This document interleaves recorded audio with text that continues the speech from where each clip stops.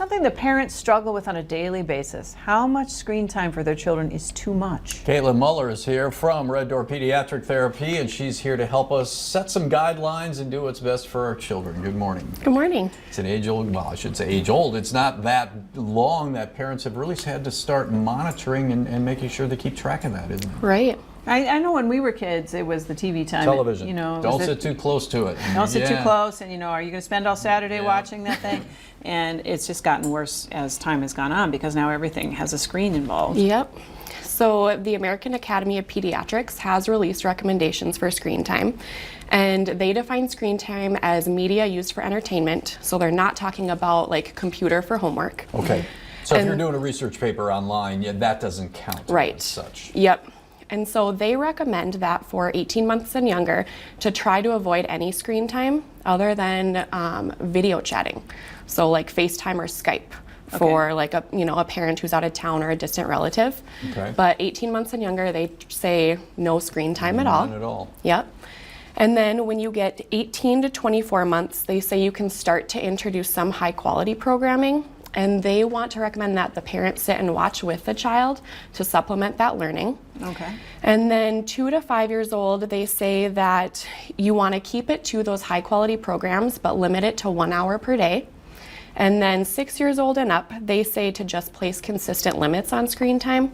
So making sure that media doesn't take place of getting adequate sleep, getting some physical activity every day, and then just those other behaviors essential to health. Well, let's face it, though. I mean, you want to get dinner done, and you've got a lot going on. Right? You turn it on, or you hand it to them, and hope for the best. Yep. And so it's really tough to give that up because it's a way to get yourself a little bit of time. So it is. Yeah. Is all of that bad? It's a recommendation. I wouldn't say it's a rigid, strict rule that you have to follow. But the reason that it is bad for 18 months and younger is because it can affect their language development. And so what infants and toddlers need to learn is interacting with other people. They need that face-to-face interaction. They need to be touching real objects, interacting with real life things and people.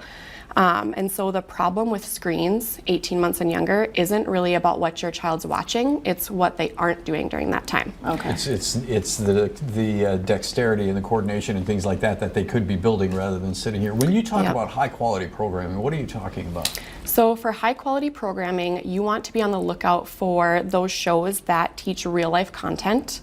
So like science, music, movement, social skills. So those shows that focus on the social and emotional development.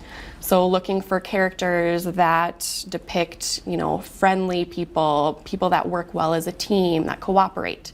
And so some examples of high quality programming would be like Curious George or Sesame Street. Okay, but you've got, in most programming, unless you're paying for it specifically, you've got commercials. Advertisements. Are kids impacted by that?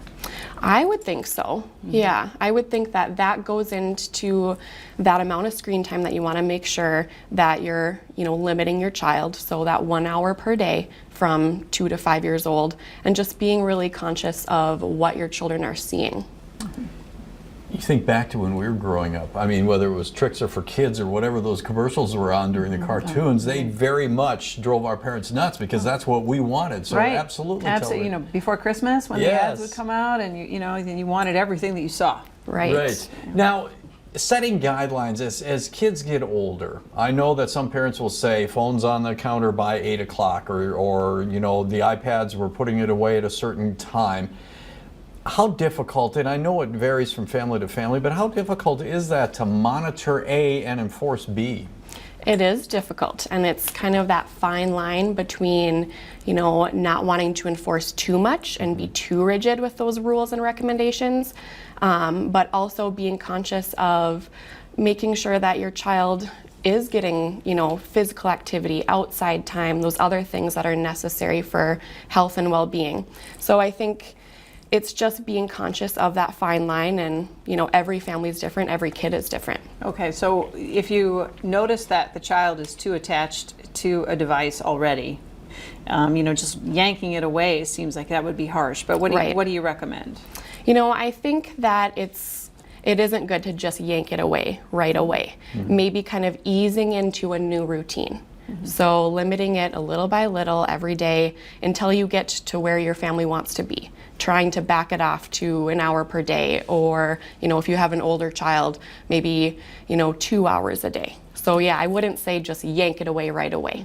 And I would ease in. think too that if you say, okay, you can have this for a half hour now and then half hour after homework is done or whatever, but even a countdown, okay, 15 minutes, 10 minutes, maybe that helps them get an awareness of time. Yes, helping with that transition, because it is hard for a lot of kids. If you just say, oh, you're done now, needs to be taken away, you might see a fit, a tantrum. They need that 10 minutes, 5 minutes, 1 minute. Give them a countdown. Now, if people have questions about this, where can they call? They can call us at Red Door Pediatric Therapy, and we're located in both Bismarck and in Minot. Okay, all right, well, great. Thank you so much for being here, and I think that this is going to be something that stays with us for a long time, because let's face it, screens aren't going away. No, they're not. And you're going to be back next week. We're going to talk Yes. more about this as well. So right. we'll be back to wrap things up on North Dakota Today right after this.